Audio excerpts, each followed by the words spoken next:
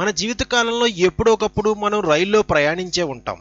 అలాగే రైల్వే స్టేషన్‌కి వెళ్ళినప్పుడు అక్కడ కోలాహలం చూస్తే భారీ రద్దీగా ఉంటుంది. ఎప్పుడు చూసినా హడావిడిగా ప్లాట్‌ఫామ్ పైకి వెళ్ళిపోయే రైళ్లు, అలాగే అనౌన్స్‌మెంట్లు చూస్తూ ఉంటే జీవితం ఇంత వేగవంతంగా ఉందా అని అనిపిస్తుంది. కానీ ప్రపంచంలో ఎటువంటి కోలాహలం లేకుండా, ఎటువంటి ప్రయాణికులు లేకుండా, అలాగే ఒక్కరి కోసం మాత్రమే నడిపే రైలు ఉంది అంటే మీరు నమ్ముతారా? ఈ వీడియో చూస్తే మీకు నమ్మక తప్పదు. మరి ఆ విషయాన్ని ఇప్పుడు మనం తెలుసుకుందాం. ఇప్పుడు మనం జపాన్‌కు చెందిన ఒక రైలు కథ గురించి తెలుసుకుందాం. ఆ దేశ ఉత్తర చివరిలోని హోక్కాయిడో ద్వీపానికి చెందిన మారుమూల రైల్వే స్టేషన్‌కు అధికారులు గతంలోనే రైలు సేవలు నిలిపివేయాలని నిర్ణయించారు. కానీ ఇప్పుడు ఒకే ఒక ప్యాసింజర్ కోసం ఆ స్టేషన్‌ను, దాని రైలును కొనసాగిస్తున్నారు. ఇది నిజమే. ఇది జపాన్‌లో మాత్రమే సాధ్యమైంది. హోక్కాయిడో ద్వీపానికి చెందిన ఒక బాలిక హైస్కూల్ చదువు కోసం రోజు ఆ ట్రైన్‌లో ప్రయాణిస్తుందట.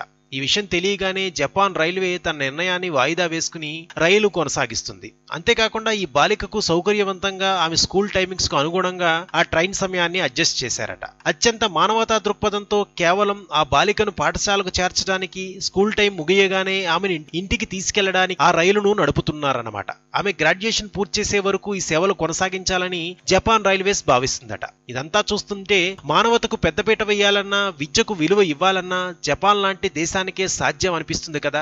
ప్రపంచంలోనే మరెక్కడా లేని విధంగా కేవలం ఒక విద్యార్థి చదువును ఆలోచించి ఆమె కోసమే ఒక రైల్వే స్టేషన్, అలాగే ఒక రైలును నడపడం అనేది నిజంగానే మనల్ని ఆశ్చర్యచకితుల్ని చేసే విషయమే కదా. మరిన్ని ఆసక్తికర విశేషాల కోసం please subscribe to red TV mystery.